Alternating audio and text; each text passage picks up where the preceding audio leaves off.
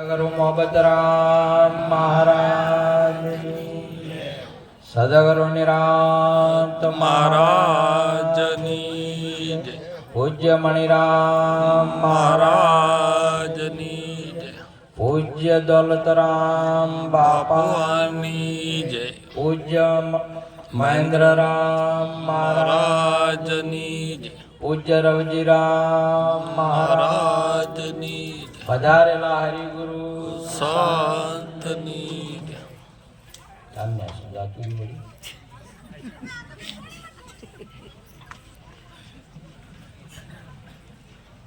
આજે પવિત્ર ભૂમિ આ ધનપુરા અને લક્ષ્મીપુરા મુકામે પરમ વંદનીય અમારે બહુ સેવાના સુરવીર એવા ગુરુ નિષ્ઠાવાન આપણા દેશને શોભા છે, આ પૃથ્વીને શોભા છે એવા અમારે સીતારામ મહારાજ, બસીબા અને ભક્તશ્રી અમારે મુકેશરામ, રેખાબેન, વિનોદભાઈ, બધો પરિવાર બધા મળી આજે અમારા ગુરુ મહારાજ મણિરામને અને આપણા સંતોને તો ઘણીવાર હર સાલ બોલાવે છે અને આપણે બધા હર સાલ એમના ત્યાં ભેળા થઈ ગઈએ છીએ, પરંતુ આજે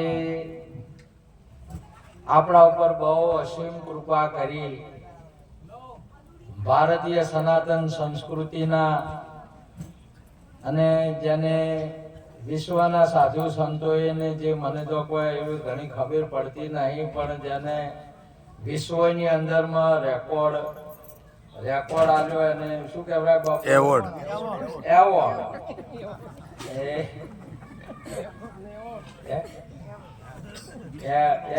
એવોર્ડ જેને મેળવ્યો છે.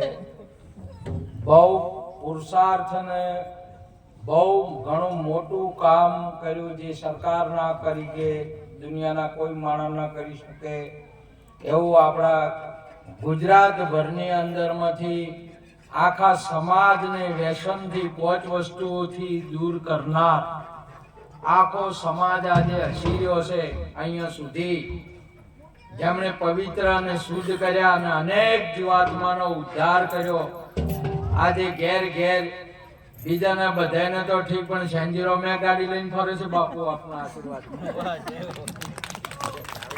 આજે આપણને સાયકલ ના ફોફા હતા, ટ્રેક્ટર ના ફોફા હતા, પાણીના ફોફા હતા, તો ઘરે ઘરે ખેતરે ખેતરે બોર, ખેતરે ખેતરે ટ્રેક્ટરો અને સમાજની અંદરમાં અનેક દીકરીઓ અને દીકરાઓ આજે ઊંચી પોસ્ટ ઉપર કામ કરી રહ્યા છે.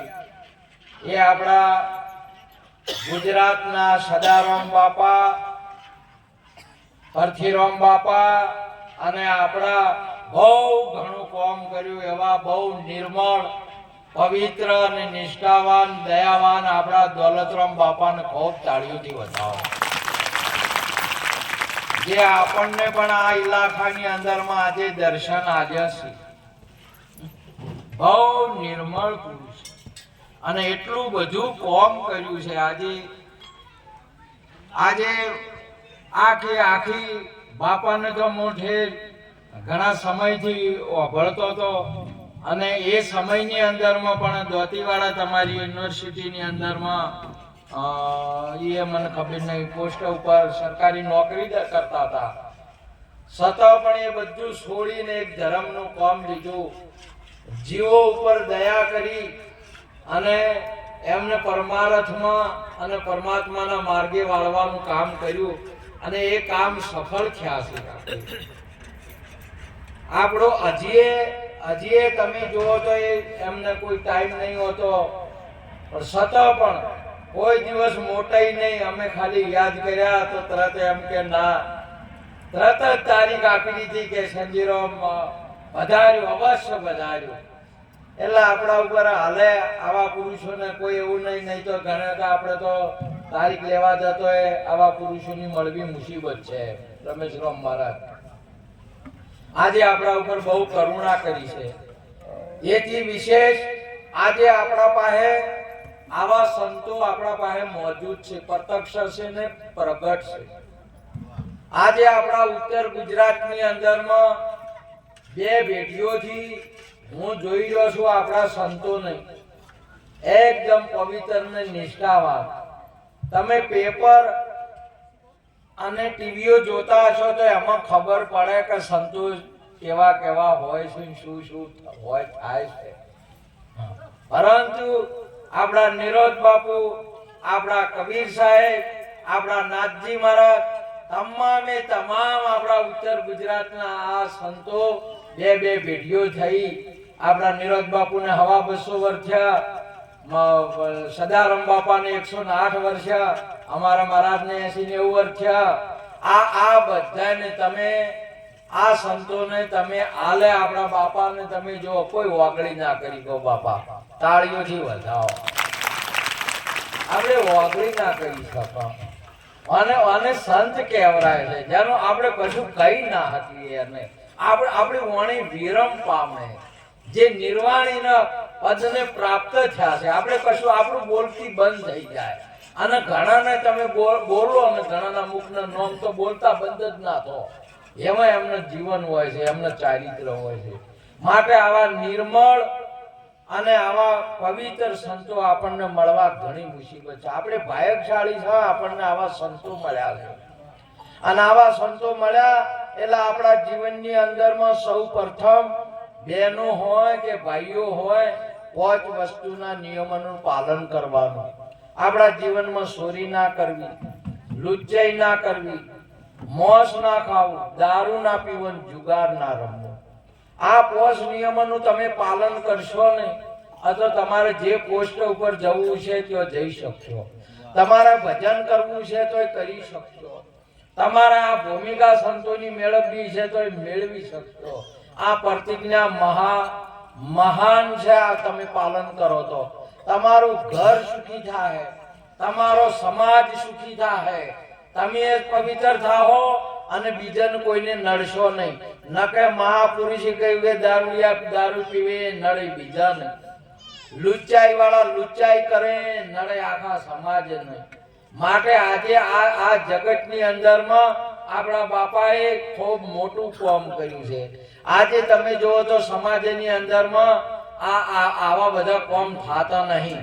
આજે અમારી દીકરીઓ ભણે ને, આજે તમે જુઓ તો આ જોધારામ મહારાજ મુકેશ રામના અહીંયા આપણે હોસ્ટેલ છે, હોસ્ટેલનો પરિવાર આવ્યો તો બધો દીકરીઓને.